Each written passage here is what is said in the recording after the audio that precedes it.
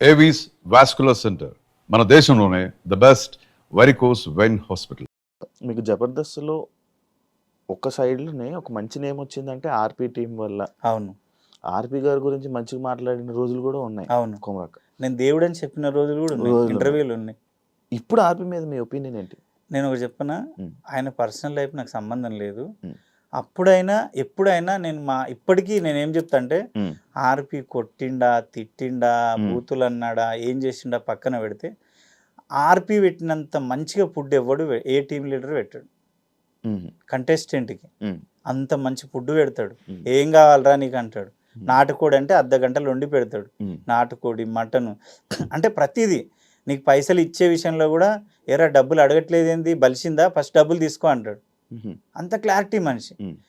ఆయన ఇక రాజకీయం మనకు సంబంధం లేదు. ఆయనకి ఏమనిపించిందో, ఆయన ఏమనుకుండో, ఎందుకు దిగిండో ఆయనకు తెలియాలి.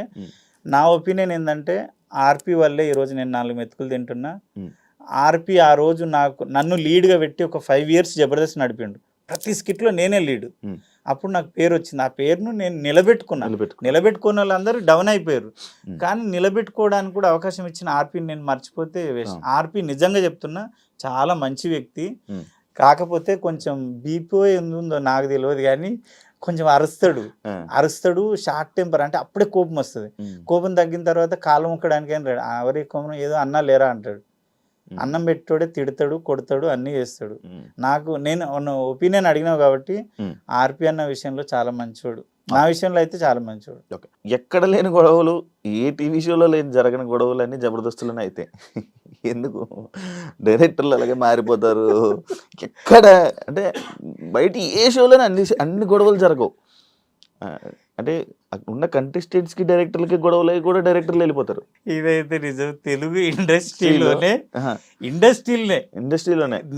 టీవీస్ తీసుకో, ఏమన్నా తీసుకో, సినిమాలు తీసుకో, ఎక్కడలేని గొడవలు, ఎక్కడలేని రూమర్స్, ఎక్కడలేని పంచాయతీలు అన్ని జబర్దస్త్లోనే ఉంటాయి. అంటే నేనేమనుకుంటా అంటే, సక్సెస్ ఎక్కడుందో ఎక్కువ అక్కడే రూమర్స్ పుడతాయి, గొడవలు అయితే అన్నీ అక్కడనే ఉంటాయి. సక్సెస్ కూడా అక్కడనే ఉంటుంది. మళ్ళీ ఎక్కడ లేని సక్సెస్ అక్కడనే ఉంది. ఏమో ఏమో నాకైతే నా ఒపీనియన్ ఏంటంటే, నేను 10 years అవుతుంది ఇప్పటికి జబర్దస్త్ చేయబట్టి. 10 or 11 years అవుతుంది. ఇప్పటి వరకు నాకు ఎవరితో గొడవలు లేవు. నేను ఫస్ట్ ఆఫ్ ఆల్ ఏంటంటే ఎవరిని పట్టించుకోను. వస్తా, అందరితో పలకరిస్తా, నవ్వుతా, మంచిగా సైలెంట్గా ఉండి పని చేసుకుంటా. మళ్ళీ వెళ్ళిపోయినంటే మళ్ళీ షెడ్యూల్కే కనబడతా. వాళ్ళతో రిలేషన్ పెట్టుకోను, రాను, తిరగను, ఇంకేం ఉండవు. నన్ను మీరు యూట్యూబ్లో సెర్చ్ ఏ దాని మీద నేను స్పందించను, నన్ను ఎవడు అడగడు. అంటే నేను అనబడాను కదా. అదైతే నిజం. ఇక ఏమో సక్సెస్ ఉన్న చోటే ఎక్కువ గొడవలు అయితే అని నేను అనుకుంటా. ఒకప్పుడు అంత కామెడీ షో కాదు కదా బ్రో ఇప్పుడు. అంటే యాక్సెప్ట్ చేస్తారా జబర్దస్త్ని? అంటే ఒకప్పుడు అంటే ఒక మంచి నవ్వించి, ఒక కొత్త స్కిట్లు, ఒక కొత్త రకంగా ఉండేది. రాను దానికి డబుల్ మీనింగ్లు, ఒక బూత్ యాడ్ చేస్తేనే కానీ కామెడీ రాను ఆ టైప్ ఆఫ్ షో అయిపోయింది అంటే యాక్సెప్ట్ చేస్తాను. ఎందుకంటే 2.2 అని చెప్పి మళ్ళీ పాత కంటెస్టెంట్స్ అని అందరిని తీసుకుని వచ్చిన తర్వాత కూడా క్లిక్ అవ్వకపోవడానికి రీజన్ ఏంటంటారు? అంటే శివయ్య, అది మీరు కూడా చేస్తున్నారు, నేను కూడా చేస్తున్నా. అంటే 12 years అవుతుంది కదా జబర్దస్త్ స్టార్ట్ అయ్యి. చేసి చేసి చేసి చేసి చూసే వాళ్ళకి కూడా ఏమైందంటే, ఏం చూస్తానులే గదే అన్నట్టు అయిపోయింది. మేము ఎంత చేసినా మీకు కొత్తగా అనిపించేది. ఇక చాలా అంటే 13, 14 రేటింగ్ వచ్చేది, ఇంత తక్కువ రేటింగ్కి వచ్చింది అంటే. ఇంకోటి ఏంటంటే, అప్పుడు ఇన్స్టా లేదు, ఫేస్బుక్ లేదు, టిక్ టాక్ లేవు. అంటే నీకు వేరే ఆప్షనే లేదు. యూట్యూబ్లో జబర్దస్తే, మళ్ళీ వేరే ఆప్షన్ లేదు. అప్పుడు ఏంటంటే సచ్చినట్టుగా నీకు నచ్చకపోయినా నచ్చినా జబర్దస్త్కి వెళ్ళిపోయేటాడు, ఏదో టైంపాస్కి నవ్వడానికి. ఇప్పుడు ఏంటంటే ఊశేఖర్ కొడంగల్, ఉప్పల్ బాల్, అరే ఏం చేస్తున్నారా అరే, అంటే ఇన్ని వేరియేషన్స్ ఉండగా నీకు తెలిసిన తప్పుగా అనుకోవద్దు. చిరంజీవి గారు అంత పెద్ద హీరోలు అయినా సరే ఏం చేస్తారంటే ఊశేఖర్ కొడంగల్ చూస్తారు. ఎందుకంటే వాళ్ళకు మైండ్ ఫ్రీ కావాలి. వాడు ఎవడన్నా కానీ రిలాక్స్ కావాలి. వాడు ఎంత పెద్దోడన్నా కానీ రిలాక్స్ కావాలి. ఇంకోటి చూడు, నువ్వు ఒకప్పుడు మేము ఆల్బమ్స్ పట్టుకొని, ఫోటోలు దిగి ఆల్బమ్స్ పట్టుకొని ఫిలిం నగర్, శ్రీనగర్ అంతా తిరిగేవాళ్ళం. ఆఫీసులలోకి ఫోటోలు ఇచ్చేటోళ్ళం. ఒకప్పుడు ఒక సినిమా మనిషి కనబడాలంటే ఒక దేవుడు చూసినట్టే. అలాంటిది ఇండస్ట్రీ ఎంత అంటే ఎక్కడికి వెళ్ళిపోయిందంటే ఎక్కడో ఊర్లో బర్లకాడ టిక్ టాక్ రీల్స్ చేసుకున్నటువంటి పిలిచి ఎంత పెద్ద హీరో గాని నా సినిమా కొంచెం ప్రమోషన్ చేయవా అంటున్నారు. అవును.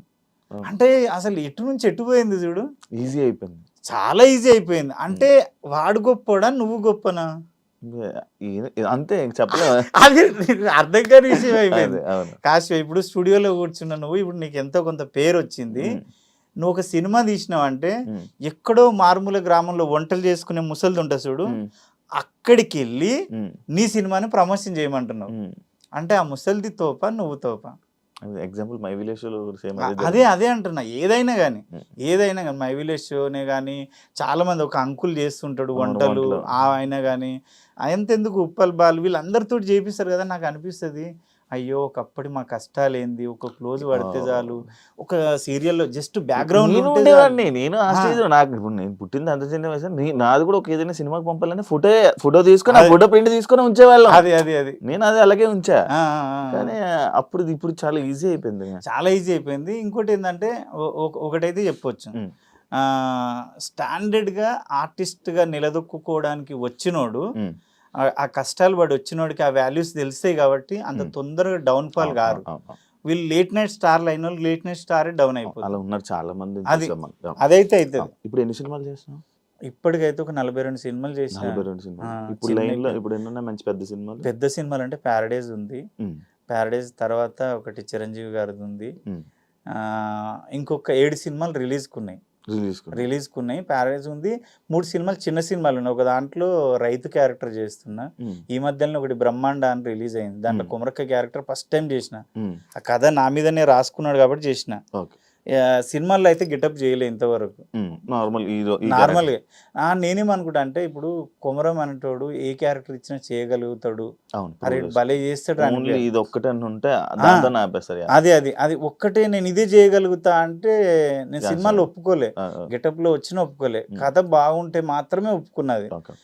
ఎందుకు జెర్సీలోనేమో నాన్న ఫ్రెండ్ గా చేసిన, దీంట్లో దసరాలో అయితే కీర్తి తోటి through out character, cinema starting to end. ఒక నెక్కరు ఒక నాకు డైరెక్టర్ అన్నాడు, ఒరే నాయన దండుపాలెం బ్యాచ్ ఉన్నట్టే ఉన్నావు నువ్వు అని. అంటే నాలో అంత వేరియేషన్ అనిపించింది అన్న. అది గుర్తుపెట్టుకొని ప్యారడైజ్ లో కూడా మంచి క్యారెక్టర్ ఇచ్చిండు, చాలా పెద్ద క్యారెక్టర్ ఇచ్చిండు. సినిమా ఆఫర్లు రావాలంటే ప్రతి డైరెక్టర్ దగ్గరికి వెళ్ళి అడగాలి, అవన్నీ అడగాలి. నీకు అదే అలాంటి సిచ్యువేషన్? అంటే నువ్వు అన్నట్టు నువ్వు కూడా తిరిగే ఉంటావు నాకు తెలిసి, అటు పేరు రాకముందు. మనం తిరిగితే ఎవరు ఇయర్ శివ, ఇప్పుడు కూడా ఫేమ్ వచ్చిన తర్వాత కూడా నీకు అక్కడ ఎవరైనా తెలిసిన వాళ్ళన్నా ఉండాలి, నీ మనిషి అయినా ఉండాలి. పెళ్లిలో వడ్డించేటోడు మనోడైతే ఏ సందులోకి వెళ్ళని తెచ్చి పెడతాడు ప్లేట్. నేను అరే పెళ్లి మనది కాదు అక్కడ ఎక్కడో కూర్చోరా అంటాడు, అది ఇంత తీసుకొచ్చి పెడతాడు. ఆడు మనోడు కాబట్టి. మనోడు లేడంటే మనం లైన్ కట్టినా మనకు అవి 2 ముక్కలే పడితే లేకుంటే లేదు. అట్లా అంటే నా ఎక్స్పీరియన్స్ ప్రకారము ఎంతమంది వెళ్ళినా తిరిగిన ఆడిషన్స్ అయితే 1000 కొద్ది ఇచ్చిన ఆడిషన్స్ అయితే నేను ఎక్కడ ఓకే చేయలేదు. అందరూ నేను ఆడిషన్ ఇస్తే అరే నువ్వు ఎక్కడికి వెళ్ళి వచ్చినావు అబ్బా ఎంతెందుకు. అర్జున్ రెడ్డి సినిమా ఉందా, అర్జున్ రెడ్డి సినిమా పింక్షన్ ఆఫీస్ కాడ అండర్ గ్రౌండ్లో చిన్న ఆఫీస్ అది. నేను లమకాన్లో కూర్చుంటే ఇట్లా ఆడిషన్ జరుగుతున్నాయంటే పోయిన తర్వాత మాటిలో యాంకర్ చేస్తున్నప్పుడు మా మ్యూజిక్లో పోతే సందీప్ వంగ నేను ఆడిషన్ చేస్తున్నా, తలుపులు ఇట్లా బద్దలు కొట్టుకొని ఉరుకొచ్చిండు ఆయన డైరెక్టర్. ఎవడబ్బా ఈడు, ఏందా టైమింగ్, ఆ యాస అయింది తెలంగాణ స్లాంగు, అరే అదిరిపోయింది. నీకు కన్నడ వచ్చా? కన్నడలో తుళు ఉంటుంది, సుమన్ గారిది, ఐశ్వర్య రాయ్ది, అనుష్క చేది, అలా మదర్ లాంగ్వేజ్ అది. నీకు వచ్చా అంటే నాకు అర్థమవుతుంది, మాట్లాడగలుగుతా సార్ అన్న. నువ్వు కావాలి కంపల్సరీ, రాహుల్ రామకృష్ణ క్యారెక్టర్ నువ్వు రావాలి, నువ్వు చెయ్యాలి, క్యారెక్టర్ మంచిగా ఉంటుంది త్రూ అవుట్ ఏదో చెప్పిండు. అవునా నాకు నేను ఫోన్లో ఆడిషన్ చేసిరు, అది ఫోన్లో తీసిరు. వీళ్ళు ఫోన్లో చేస్తారు ఇంతకు సినిమా చేస్తారా అనుకున్నా, మదర్ బాబు నా మనసులో అనుకున్నా. లమకానికి వచ్చి కూర్చున్న తర్వాత ఫోన్ చేస్తే ఎంత సార్ మీ పేమెంట్ అంటే 5,000 అడిగిన. వాళ్ళు 1000 రూపాయలు ఇస్తామన్నారు. సరే అన్నారు, ఇప్పుడు చెప్తాం అప్పుడు చెప్తాం అన్నారు. పెళ్లి చూపులు రిలీజ్ అయింది అన్నది విజయ్ అన్నది. వాళ్ళ డాడీ నేను క్లోజ్, మళ్ళీ విజయ్ దేవరకొండ వాళ్ళ డాడీ నేను గణపతి కాంప్లెక్స్ కాడనే ఉంటుండే ఆయన ఆఫీస్. ఫేస్బుక్ ఫ్రెండ్సా? లేదు నార్మల్ Normal మా గా. ఊరే కదా, మా ఊరు పక్కనే కదా. అవును. వచ్చి దగ్గర కూర్చుంటుంటిమి, రెగ్యులర్ డిస్కషన్ చేస్తుంటిమి, పార్క్లో తిరుగుతుంటిమి, సాయంత్రం కాగానే వాకింగ్ చేస్తుంటిమి. వాళ్ళ డాడీ నేను అసలు అంటే ఎవరి లైఫ్ ఇట్లో వాళ్ళ పెద్ద కొడుకు గురించి ఏమో ఎప్పుడైతాడో అంటుండే.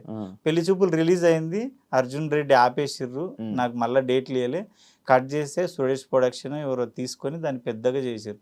నాకు అనిపిస్తుంది అంటే మనకు బాకీ లేదు అది, కానీ అంత మంచి ఆపరు కదా, వచ్చి ఉంటే బాగుండేది అనిపిస్తుంది. మేబీ ఇప్పుడు అందులో చేసిన వాళ్ళందరూ ఇప్పుడు ఒక మంచి మంచి పొజిషన్లోనే ఉన్నారు. అవును.